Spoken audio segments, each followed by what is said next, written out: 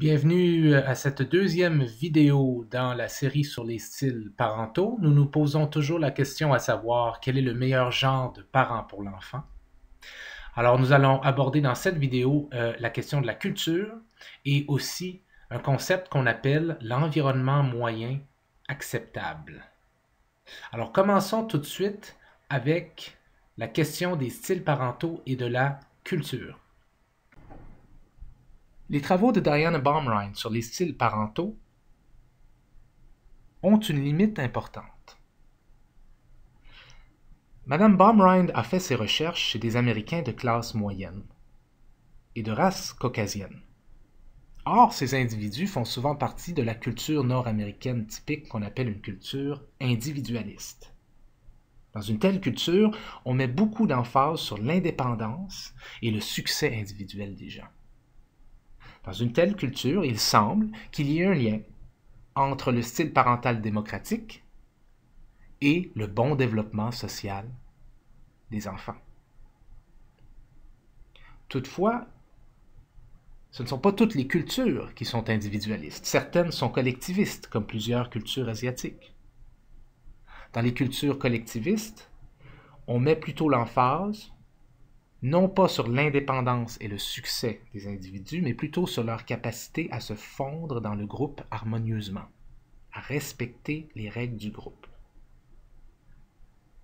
Or, des recherches ayant documenté l'impact des styles parentaux dans des cultures collectivistes comme des cultures asiatiques suggèrent que le style parental autoritaire est relié à un meilleur développement social chez les enfants.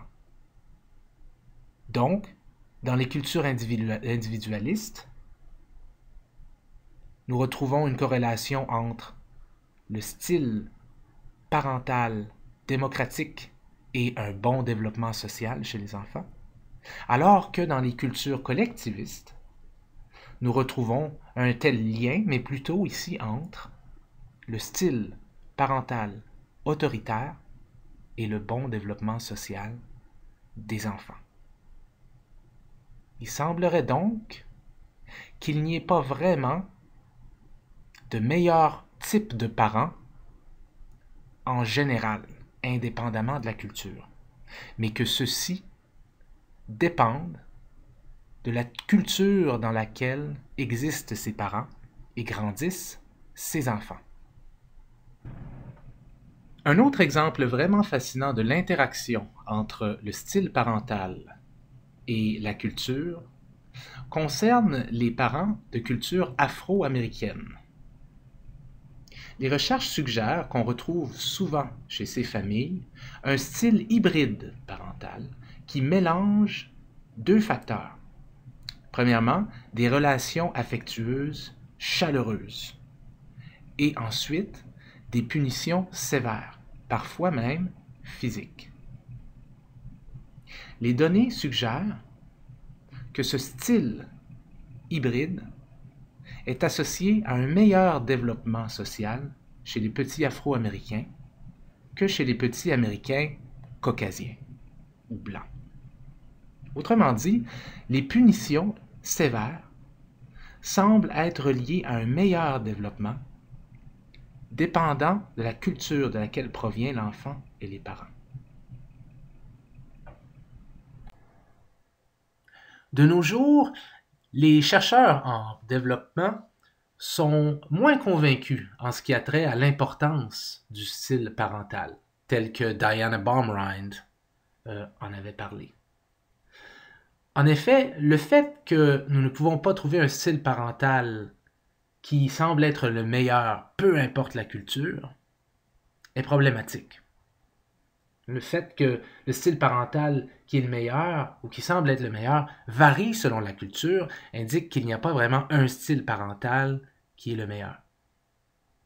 De plus, nous savons aussi que bien que l'idée de Diana Baumrind était que le style parental allait avoir un impact sur le développement de l'enfant, nous avons aujourd'hui beaucoup d'études qui suggèrent très fortement que la manière dont l'enfant se développe, les changements qui arrivent chez l'enfant, et entre autres le tempérament de l'enfant, la personnalité de l'enfant, va avoir un impact énorme sur le style parental du parent. Par exemple, les enfants très difficiles, très agressifs, peuvent faire en sorte que leurs parents vont devenir agressifs, contrôlants, autoritaires. Alors le style parental semble ne pas être vraiment un concept qui est très bon à expliquer l'impact que les parents ont sur leurs enfants.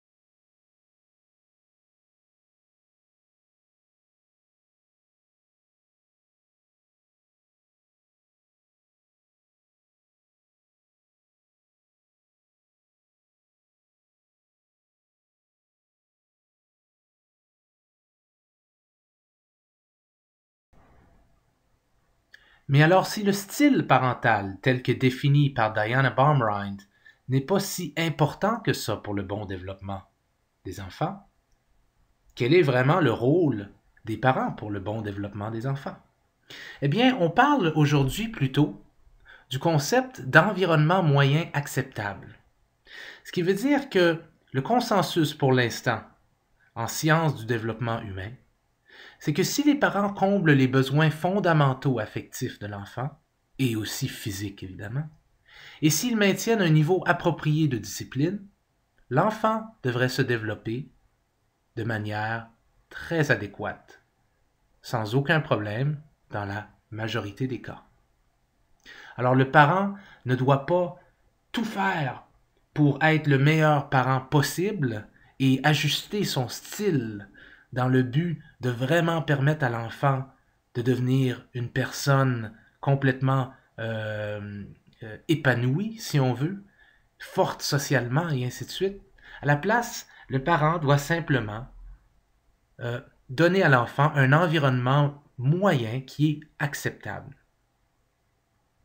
Et ça, c'est quelque chose qui fait souvent, qui soulage souvent beaucoup de parents lorsqu'on leur apprend ça, parce que plusieurs parents ont encore cette impression que la manière dont leurs enfants vont se développer dépend à 100% de eux, et une petite erreur peut faire en sorte que l'enfant va prendre un détour ou un faux chemin dans le cours de sa vie et devenir par exemple un criminel.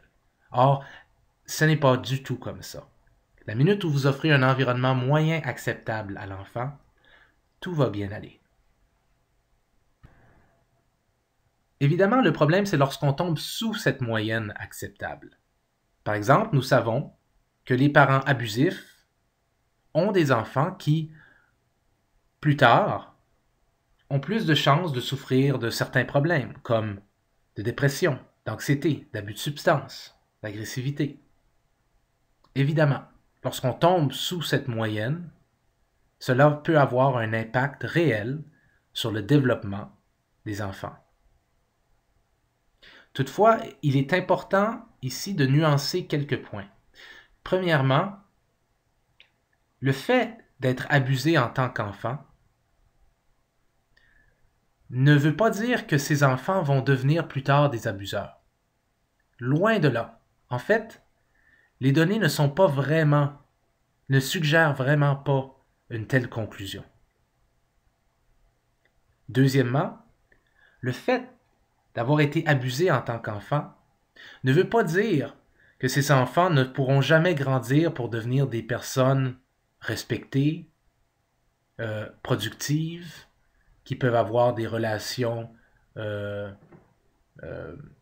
intimes avec les autres, et ainsi de suite. Plusieurs enfants abusés deviennent plus tard des membres très productifs de la société qui vivent une vie moyennement agréable comme pas mal tout le monde. Mais évidemment, ces enfants-là ont plus de chances de souffrir de certains problèmes. Ça, c'est vrai. Mais ça ne veut pas dire qu'ils sont condamnés à vivre une vie affreuse non plus. Il est important de comprendre que les enfants ont un certain niveau de résilience, ce qui fait en sorte qu'ils peuvent vivre des situations difficiles sans nécessairement être condamnés par la suite à ce que leur vie soit impossible ou complètement brisée, si on veut. La pire situation, c'est lorsque les enfants vivent de l'abus et qu'ils sont prédisposés à avoir, par exemple, une tendance à l'agressivité ou à l'impulsivité. Dans tel cas, la combinaison de ces deux facteurs-là peut être vraiment désastreuse au niveau développemental.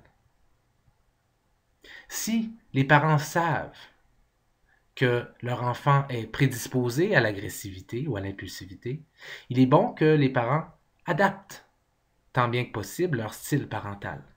Ceci peut avoir un impact positif. Par exemple, nous avons des données qui suggèrent que les enfants qui ont une tendance ou une prédisposition vers l'impulsivité ou l'agressivité peuvent grandement bénéficier d'un style parental qui apporte beaucoup plus de discipline comparativement à des enfants qui n'ont pas cette prédisposition-là ou ces tendances-là.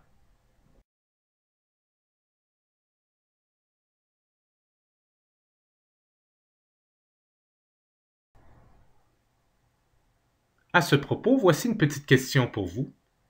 Quel est le lien entre ce que nous venons juste de voir et ce que l'on sait à propos du gène MAOA? Prenez le temps de réfléchir ou d'écrire ce que vous pensez être le lien entre l'information que nous venons de voir et ce que vous savez à propos du gène MAOA.